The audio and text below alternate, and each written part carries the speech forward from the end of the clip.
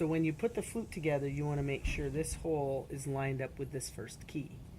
And then you have your 3 fingers down here, and your pinky is going to go on the end, and you make sure the ball lines up with this last key here. You never want to put grease on this, but you might want to wipe it down. This lines up with this here, and the pinky goes there, and then 1, skip key, 2, 3. And then the first 2 notes you can go for are lifting these 2 fingers for F.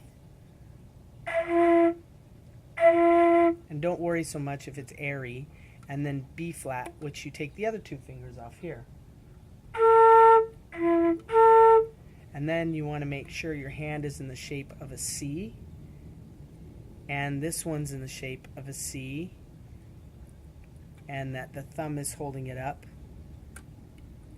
And the thumb is on the back here. Okay?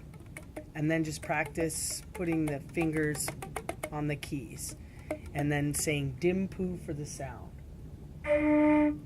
If you're having a little trouble, practice blowing on your hand and feeling air on your pinky.